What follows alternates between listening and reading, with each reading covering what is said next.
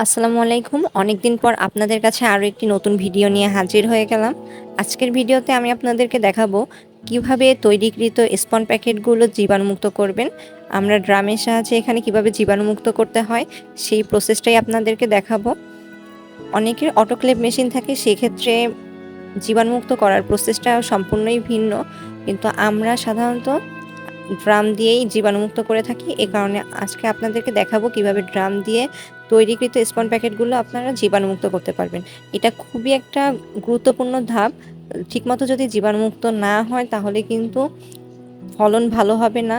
তার মধ্যে প্যাকেট সবুজ হয়ে যেতে পারে, নীল হয়ে যেতে পারে, কালো হয়ে যেতে পারে। তো অবশ্যই আপনাদেরকে জীবাণুমুক্ত করার ক্ষেত্রে প্রতিটা স্টেপ ঠিকভাবে ফলো করতে হবে, না হলে কিন্তু পুরো কষ্টটাই বৃথা। তো আমরা যে স্পন প্যাকেটগুলো তৈরি করেছিলাম সেগুলো ড্রামে দিব। 50 কেজির মিশ্রণ থেকে আপনারা 80 থেকে 85টা প্যাকেট পেতে পারেন যদি 500 গ্রামের প্যাকেট তৈরি করেন। আর পরিমাণ যত বেশি হবে প্যাকেটে, তত প্যাকেটের পরিমাণ কমতে থাকবে। আমাদেরকে আপনারা যারা নতুন তারা একটু মেপে নিতে পারেন 500 গ্রামের প্যাকেট হিসেবে। আর যদি 1 কেজির প্যাকেট তৈরি করতে চান, যত বেশি পরিমাণে প্যাকেটে দিবেন মিশ্রণ, তত কম প্যাকেট তৈরি হবে। তো প্যাকেটগুলো আমরা সুন্দরভাবে সাজিয়ে দিব। নিচে একটা চালনি দেওয়া আছে, আর ড্রামের মধ্যে এই 50 কেজির যে মিশ্রণটা আছে তার জন্য আমাদেরকে 4 বালতি পানি দিতে হবে। বুঝে দিতে হবে যাতে পানিটা চালনির নিচে অবস্থান করে, না হলে কিন্তু এগুলো ভিজে গেলে তখন সমস্যা। এমনি বাষ্প হয়ে জীবাণুমুক্ত হবে, সেক্ষেত্রে ব্যাপারটা আলাদা, কিন্তু পানিতে ভেজা যাবে না। অবশ্যই চালনির নিচে থাকবে পানির পরিমাণ। সব প্যাকেটগুলো আপনাদেরকে ধীরে ধীরে ড্রামে সাজাতে হবে সুন্দরভাবে, যাতে খুব উঁচু থেকে প্যাকেটগুলো না পড়ে। প্যাকেট যদি খুব জোরে পড়ে তাহলে ফেটে যেতে পারে আর প্যাকেট নষ্ট হয়ে যেতে পারে।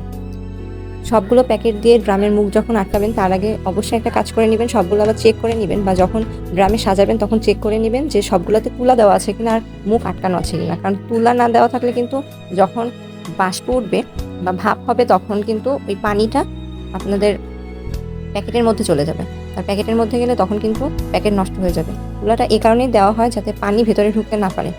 তো আপনাদেরকে অবশ্যই এই জিনিসটা খেয়াল রাখতে হবে, সবগুলো প্যাকেটে তুলা দেওয়া আছে কিনা আর সবগুলো প্যাকেটের মুখ আটকানো আছে কিনা। আপনারা দেখতে পাচ্ছেন আস্তে আস্তে সব প্যাকেটগুলো সুন্দরভাবে সাজানো হচ্ছে।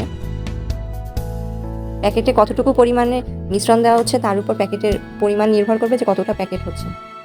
পরিমাণ যদি 500 গ্রামের বেশি হয়ে যায় তাহলে প্যাকেট কম হবে, 500 গ্রামের কম হলে প্যাকেট বেশি হবে। সেক্ষেত্রে ঘাবড়ানোর কিছু নেই বা টেনশন করার কিছু নেই।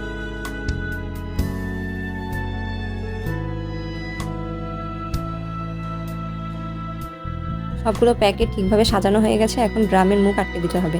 ড্রামের মুখ আটকানোর ক্ষেত্রে আপনাদেরকে খেয়াল রাখতে হবে যেন কোথাও ফাঁকা থেকে না যায়, চারপাশ যেন ভালোভাবে আটকানো হয়। যদি ঠিকভাবে আটকানো না হয় তাহলে ভেতরে হাওয়া ঢুকতে পারে, আর হাওয়া ঢুকলে ঠিকভাবে জীবাণুমুক্ত হবে না। তবে পুরোপুরি একদম আটকে দেওয়া যাবে না, যেন সামান্য একটু হাওয়া বের হতে পারে এমন সিস্টেম করে রাখতে হবে, নাহলে কিন্তু ভেতরে প্রেশার ক্রিয়েট হয়ে ব্লাস্ট হওয়ার চান্স আছে। তো যেভাবে আটকানো হচ্ছে ঠিক সেভাবেই আপনারা ড্রামের মুখগুলো আটকে নেবেন, মুখ আটকে নেবেন। আর ড্রাম বা মুখ আপনারা চাইলে বানাতেও পারেন, আবার কিনেও নিতে পারেন। পাইকারি যে দোকানগুলো আছে সেগুলোতে কিনতে পাওয়া যায়।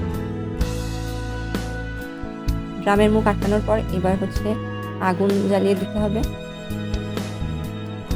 সাধারণত ড্রামে জ্বালানোর ক্ষেত্রে আমরা কাঠ ব্যবহার করে থাকি।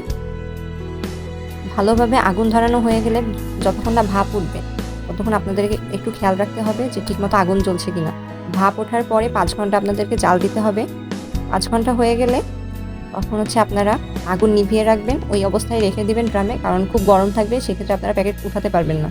এরপর যখন ঠান্ডা হয়ে যাবে কয়েক ঘন্টা পরে বা পরবর্তী দিন, তখন আপনারা ঠান্ডা প্যাকেটগুলো উঠিয়ে নিয়ে আসবেন এবং যেখানে আপনারা বীজ দিবেন সেই রুমে এনে রাখবেন। আপনাদেরকে অবশ্যই খুব সতর্কতার সাথে এই প্রসেসটা করতে হবে। অবশ্যই খেয়াল রাখতে হবে প্রতিটা স্টেপ ঠিকভাবে হচ্ছে কিনা, না হলে প্যাকেট নষ্ট হয়ে যাওয়ার একটা সম্ভাবনা থাকবে। আপনারা যদি কোনো কিছু বুঝতে অসুবিধা হয় আপনাদের, সেক্ষেত্রে আপনারা আমাদেরকে কমেন্ট করতে পারেন। আমরা অবশ্যই আপনাদের রিপ্লাই দেওয়ার চেষ্টা করব। আর অন্য কোনো কিছু জানা থাকলে সেটাও জানাবেন। সবাই ভালো থাকবেন। আল্লাহ হাফেজ।